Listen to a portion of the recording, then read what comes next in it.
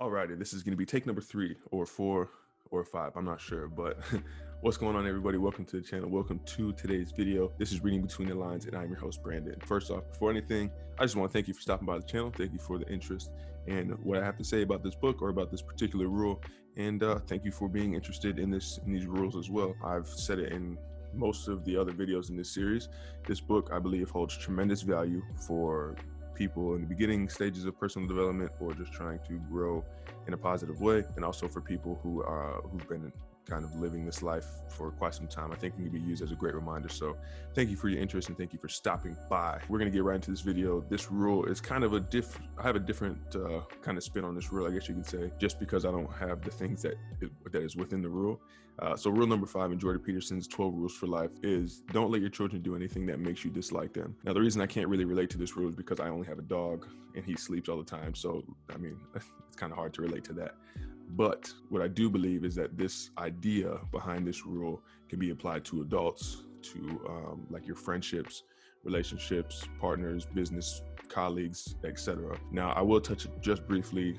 He talks about the idea of children throwing temper tantrums like in the grocery store, how you should react to it, what kind of result can come from it, in the long run, when there's a lot of anger and resentment from a parent to their child, things like that. So if you want to get into that, of course, read the chapter, listen to the chapter.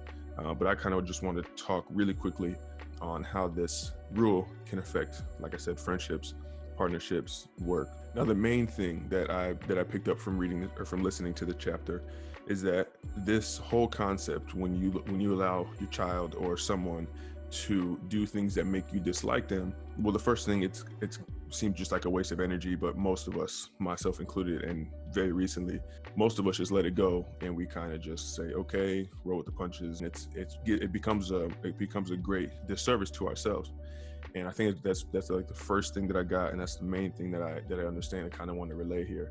So when there's ever a discrepancy or some kind of argument or some kind of tension within a relationship, the only way to get through that is if there's actual love there, if there's actual desire to be better in that relationship for you or for your partner or your boss or whoever it is. And that doesn't happen if you resent that person, right? Because if you resent that person, you've allowed things to build up and build up and build up and build up to the point where you could either pop and just get really angry, or you can get into that egotistical mindset where you're like, well, you did all this stuff, so I'm not going to do this.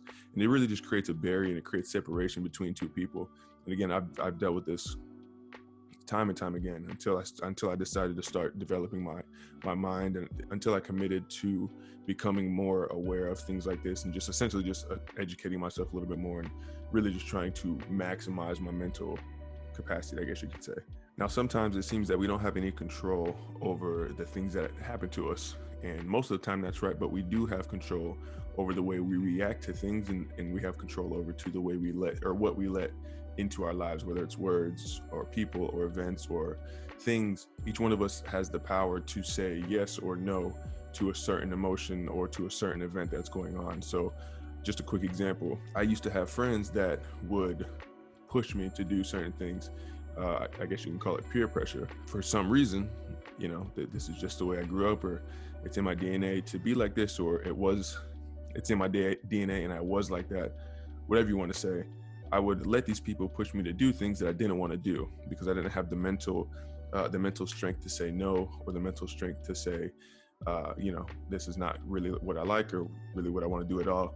But what ended up happening was I ended up building resentment for those people. And this happened to me, all the way from like middle school, or throughout middle school, throughout high school, throughout my early jobs and all that. And I would allow these people to push me in all these directions. And I would go along with it because like I said, I was too weak to say no. And then from there, that resentment was built.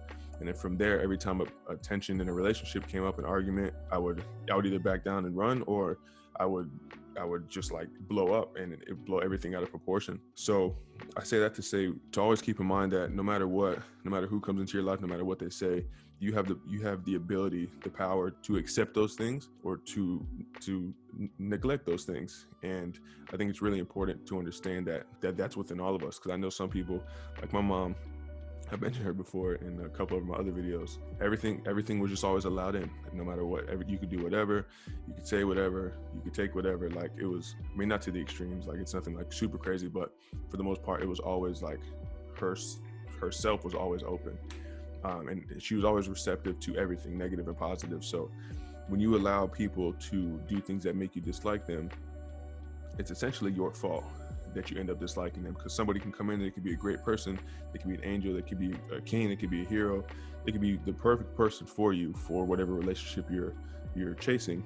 But if you allow them to do things that make you dislike them, you're essentially just creating a version of them that makes you dislike them. So if you're a parent and you have a child, I think this chapter could really help you out if there's kind of any kind of struggling there, because I've seen that before too. When I was younger, I used to babysit a lot, and I would see the parents and the children react to each other in a certain way, and then as they grew up, I saw the resentment and the anger and dislike for each other just completely push them apart. And it's really sad to see, especially since the parent has the knowledge and has all the power to avoid that, and to teach the children, or to teach their children to grow up a certain way or speak a certain way or whatever. So if you're, like I said, if you're a parent and you have a child, I would highly recommend reading this. Even if you have a great relationship with your children, I would still recommend reading or listening to this, just because there's a lot of good information here. I don't want to dive too deep into it, like I said, because I'll let Jordan Peterson do all that. So I think this rule is a really good one. It's not my favorite just because I can't fully relate to it, but I do think it does hold value. And again, I highly recommend listening to it and this whole book. So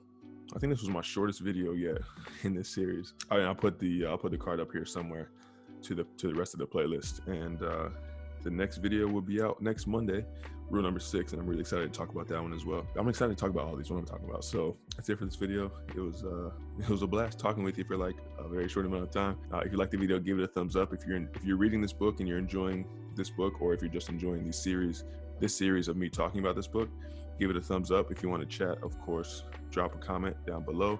If this rule is helping you out, whether it's with your children, with a nephew, with some kid you babysit, or with your partner, or with your boss, or whatever, if you think this rule can help you out, I would love to know. And if you already went through this rule and it did help you out, I'd also love to know that in the comments down below. So with all that being said, subscribe if you want to join the squad that reads between the lines, and we'll catch you in the next one. Peace. I don't know what to do here, so I'm just gonna act like I go on my computer.